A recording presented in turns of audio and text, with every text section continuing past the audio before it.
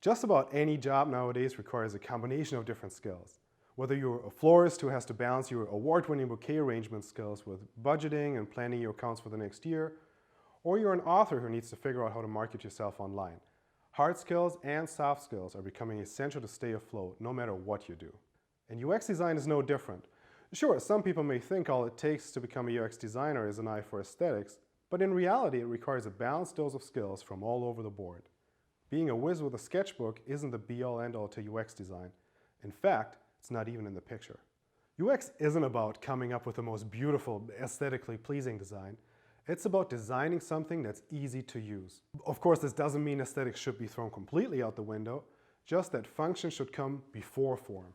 Which is exactly why the key skills a UX designer should have range from highly detailed research to a healthy degree of empathy for your fellow man. Despite their name, there's nothing soft about soft skills, especially in the workplaces of today where social skills are becoming just as essential as their grittier cousins. With UX designers, this is doubly so, as you need to be a constant referee between your product and the user. A UX designer needs to be able to communicate, whether this is with their fellow team members to discuss the direction of their design, with stakeholders to get everyone on board with their design decision, or even with users to get information they can use to improve their designs. This leads us right into another important skill a designer needs to have: empathy.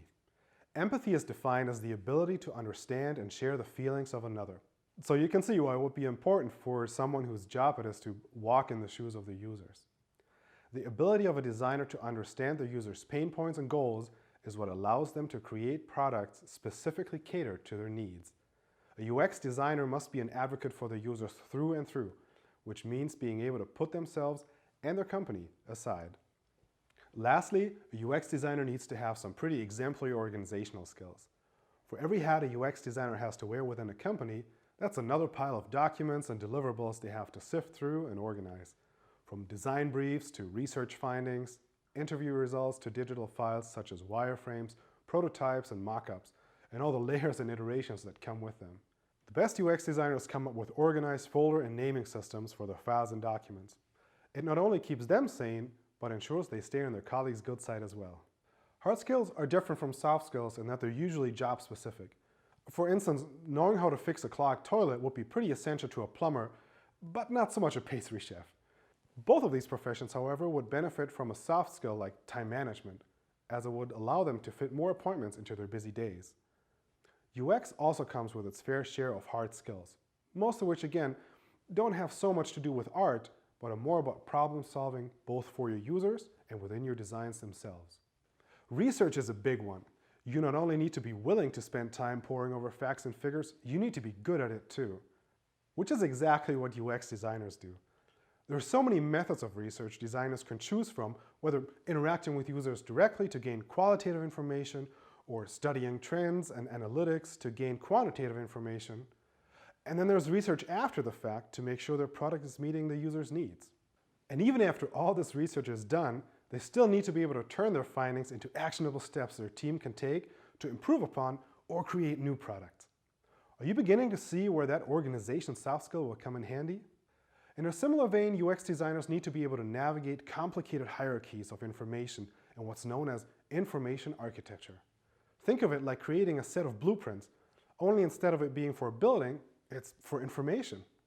This is another skill that takes training and practice.